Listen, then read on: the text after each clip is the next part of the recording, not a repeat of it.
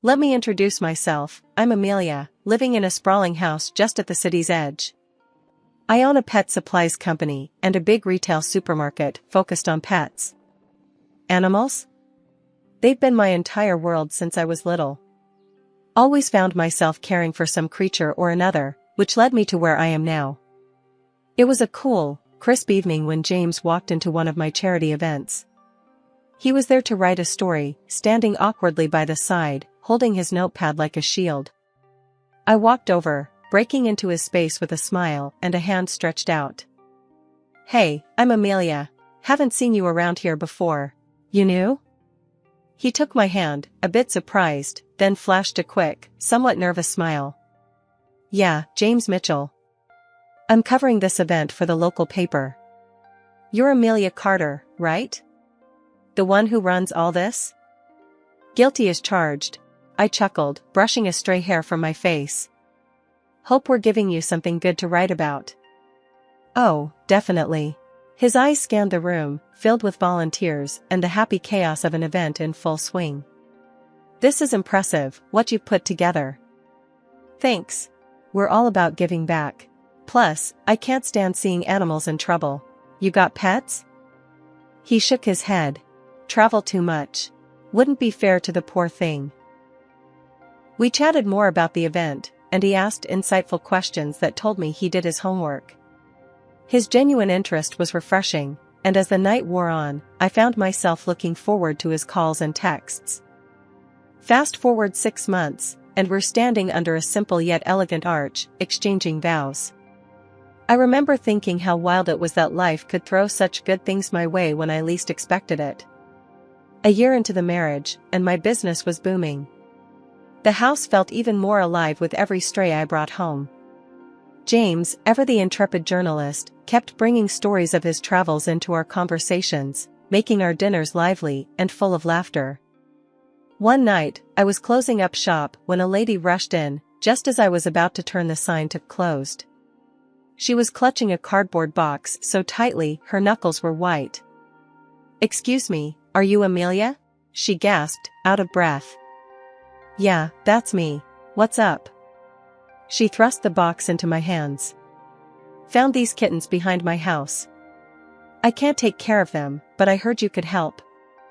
Peeking into the box, I saw 4 tiny, mewling kittens, their eyes barely open. "I got them, don't worry. They'll be safe here." "Thank you so much." She looked relieved, almost on the verge of tears. "I just didn't know what else to do." After she left, I settled the kittens into a warm blanket in the back, ensuring they were comfortable. That night, as I told James about them, he just shook his head in wonder. "You ever gonna say no?" he joked, pouring us both a glass of wine. "Not when it comes to this. You know that." After the wedding, life started spinning faster than I ever imagined. The business was booming, and James's career as a journalist was on the rise. Every piece he wrote seemed to turn to gold, and his trips became more frequent. Despite the hectic pace, the day we found out I was pregnant was the day everything else seemed to pause, just for a moment. The positive test was like a beacon, cutting through the fog of our daily grind. "James, we're going to be parents," I murmured, my heart hammering in my chest as he swept me into his arms. "Yeah, babe, we are," he whispered back, his eyes bright with something like wonder. The pregnancy wasn't easy. Morning sickness hit me hard, and running the store became a daily challenge. James was supportive, always popping in when he could, bringing me ginger tea and those little crackers that were the only thing I could stomach some days. When Lily was born, it felt like a storm had passed, leaving the world shiny and new. But complications during the delivery cast long shadows.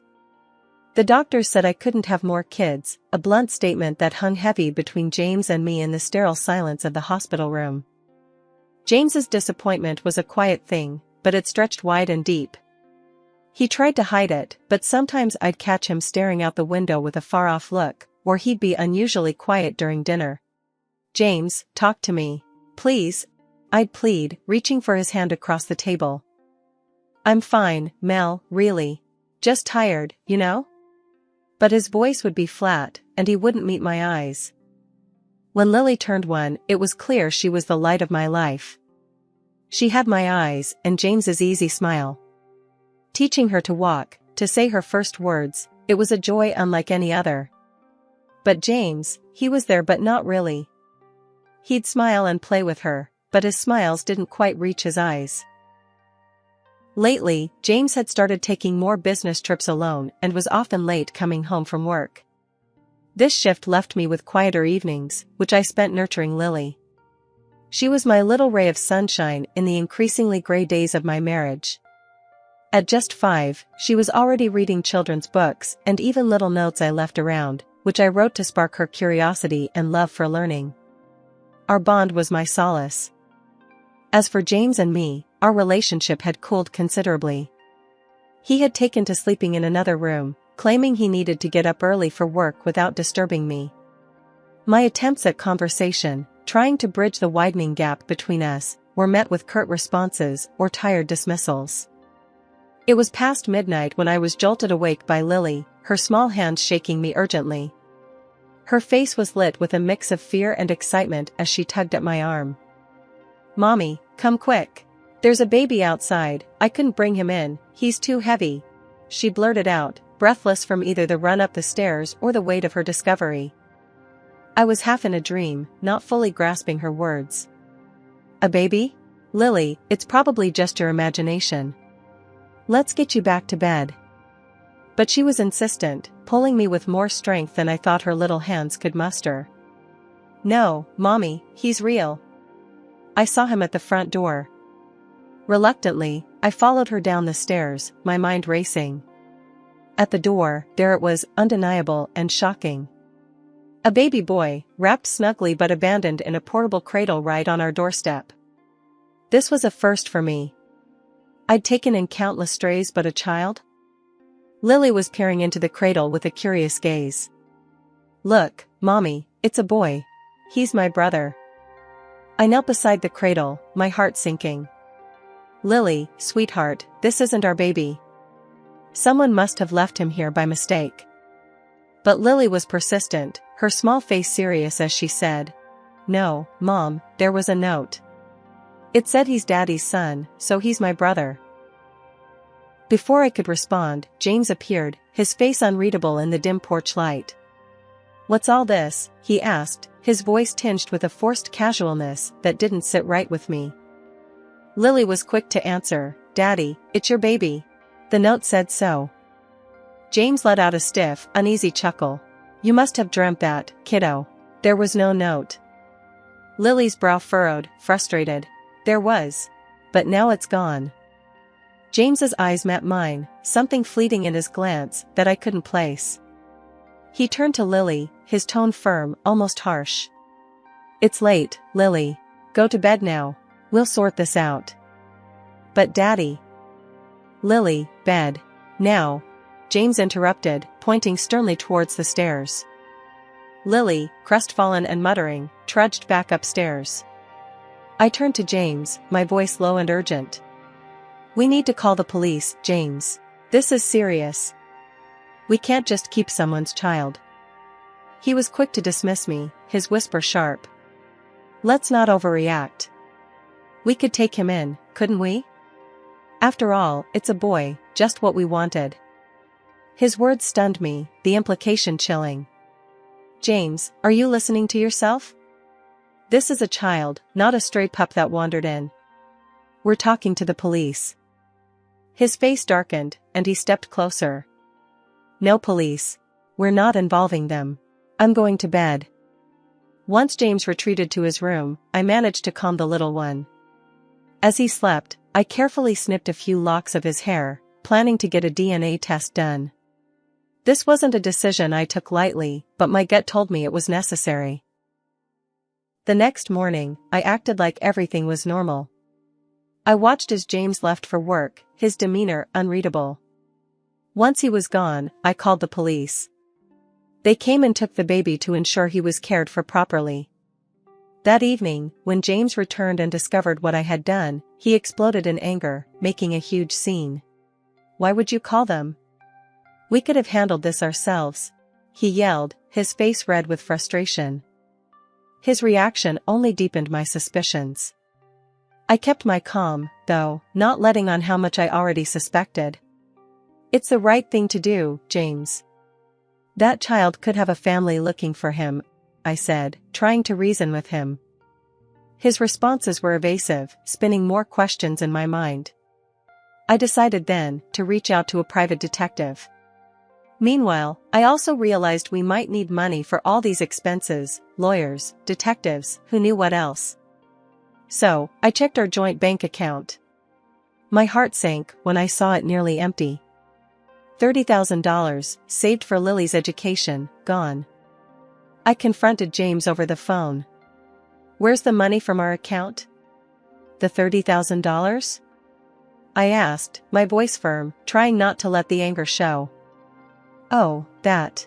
I had to help my brother out, he was in some serious debt," James stammered, his explanation sounding rehearsed. Right then, I knew he was lying. Not wanting to show my hand just yet, I simply replied, "I see." But internally, I was seething. This confirmed my decision to hire the detective. With my personal savings, I took the baby's hair and some from James's comb to a clinic for DNA testing. The process was straightforward, but waiting for the results was agonizing. During that time, I tried to keep things normal at home, especially for Lily's sake, but the atmosphere was tense.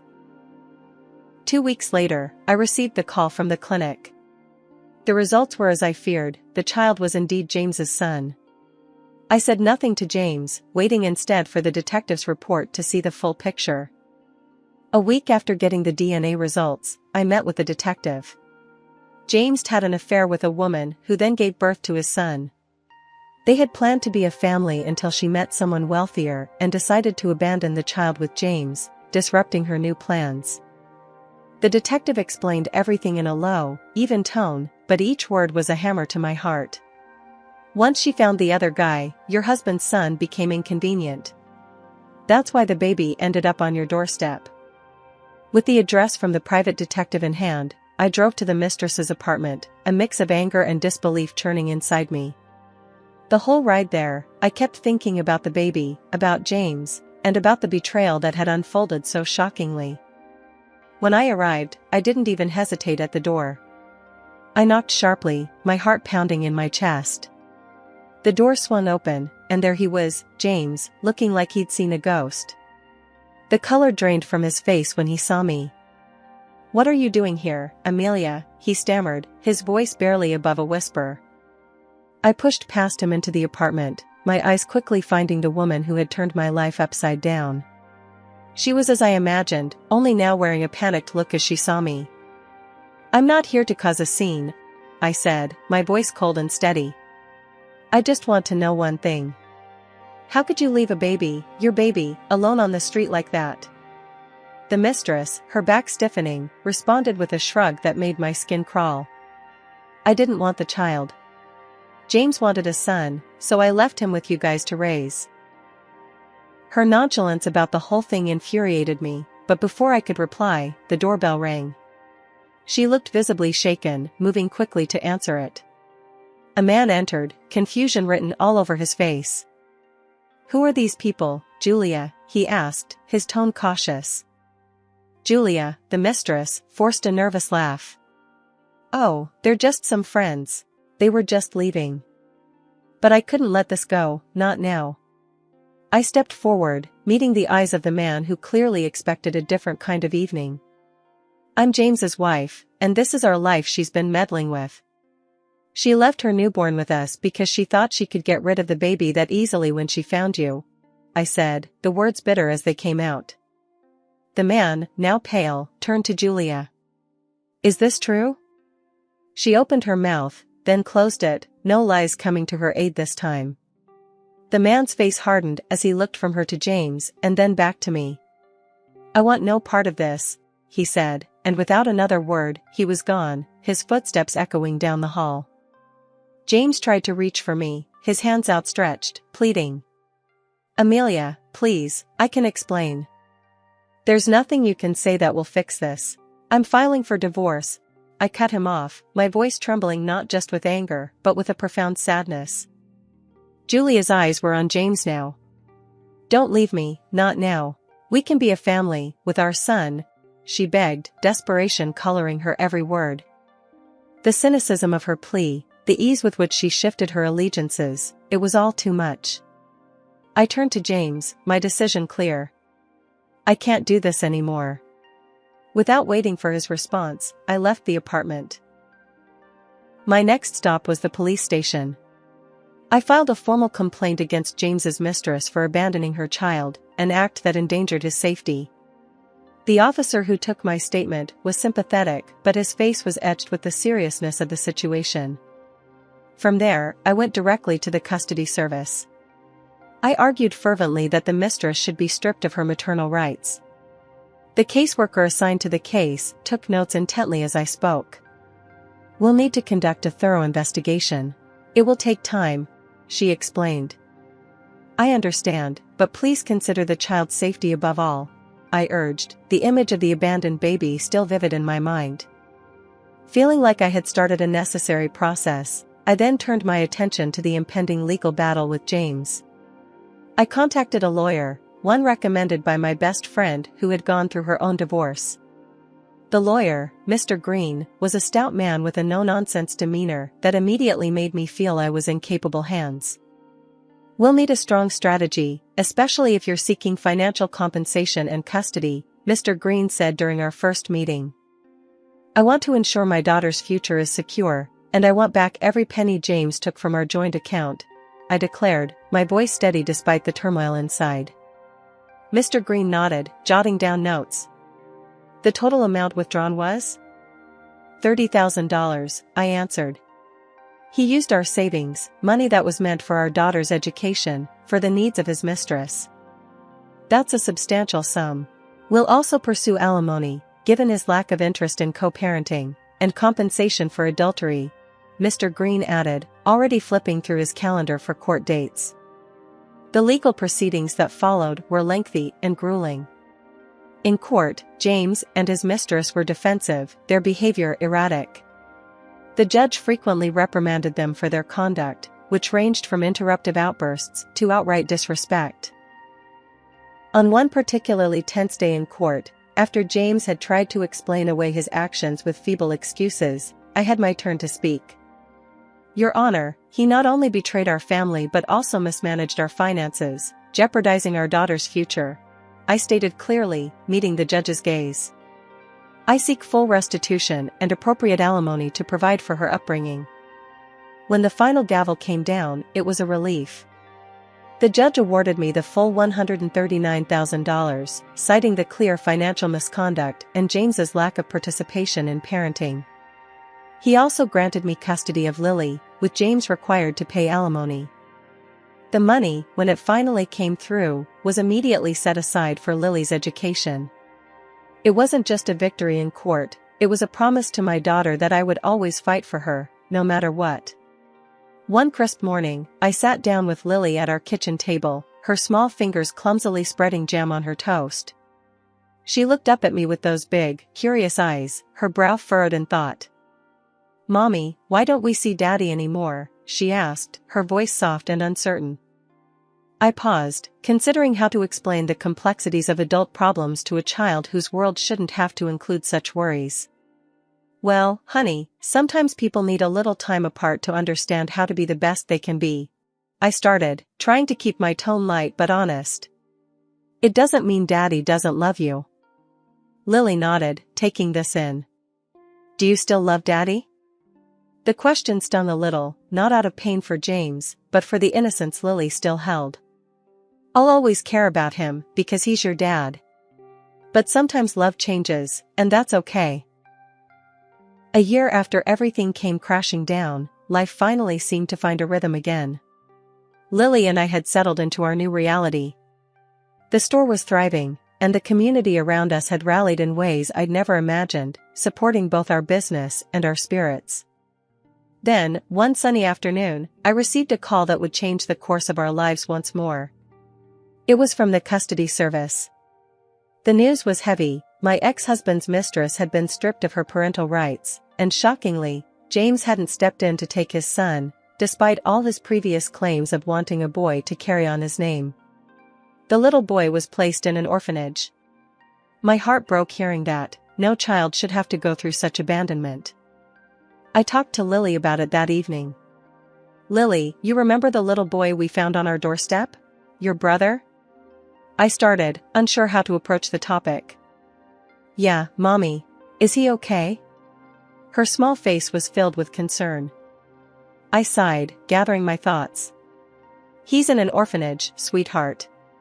His mom can't take care of him, and your dad, he isn't there for him either." Lily looked thoughtful for a moment, then her expression hardened with resolve. "Can he come live with us? He's my brother." Her innocence and compassion were overwhelming. "Would you like that?" I asked, although her mind seemed made up. "Yes, I want to help him. He's family, right?" Her certainty made up my mind. The next day, I contacted the custody service to inquire about the process of adopting him. The paperwork was daunting, the road filled with legal intricacies, but the thought of that little boy alone in the world propelled me forward. The months that followed were a whirlwind. I visited the orphanage regularly, each time my heart aching at the sight of so many children without families. James's son, Ben, was a quiet, watchful child. Each visit, he grew more accustomed to me. One afternoon, as I was leaving, he tugged at my hand, his small voice calling after me, "Mommy, will you come back?" His words struck a chord deep within me. "Always, Ben. I'll always come back for you." It took 6 months of visits, meetings, and countless signatures before I got the call. The adoption was approved. I was overjoyed and terrified all at once. I rushed to the orphanage to tell Ben the news. When I arrived, he was playing in the yard, his little figure dwarfed by the big toys around him. As I approached, he spotted me and ran over, his small arms lifted in anticipation. I scooped him up, spinning him around. "Guess what, Ben? You're coming home with us. You're going to be my son and Lily's brother for real," I told him, my voice thick with emotion.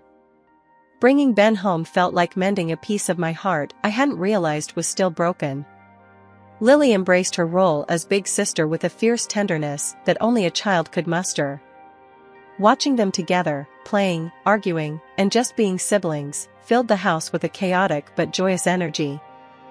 Ben started school this year, and watching him head off with his backpack almost as big as he is, it fills me with pride. He's adjusted well, and his teachers all say he's a joy to have in class. Lily, ever the protective big sister, always checks on him during their school breaks, making sure no one picks on him. Running the pet store keeps me busy. It's more than just a job, it's a passion. I've expanded our services, hosting community events, and even starting a small adoption center in the back. Watching families come in and leave with a new pet, knowing they're going to a good home, it's incredibly rewarding. As for James, I haven't seen him since the divorce was finalized. I heard through the grapevine he's moved out of state after losing his job and breaking things off with his mistress. Part of me is curious about how he's managing, but mostly, I don't want any part of that drama anymore. My focus is here, with our children, with our life.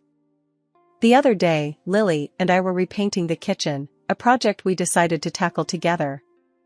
Ben was at a friend's house, so it was just us girls, splattering paint and sharing laughs. "Mom, do you ever miss things being the way they were before?" Lily asked, her brush pausing mid-stroke. I considered her question, paint can in hand. "Sometimes, I guess. But I love our life now. Don't you?" She dipped her brush in the paint. "Yeah. It's better now. Ben's here, and we're happy. It's just different, that's all." "Different can be good, sweetheart. We've gotten through a lot, and here we are, stronger than ever," I reassured her, giving her a playful nudge with my elbow. Later that week, I had a meeting with the local animal shelter about partnering for an upcoming adoption event. After the meeting, as I was closing up for the day, I took a moment to look around at the life I'd built. From the bustling store filled with customers and their pets, to the community notices pinned up next to the register, to the photos of Lily and Ben at their latest school event. This was my world now, and it was a good one. As the sun set, casting long shadows over the floor of the shop, I locked up and headed home, ready to spend the evening with my kids, maybe watch a movie or play a game. Life had thrown us some curveballs, but here we were, catching every one and throwing them right back.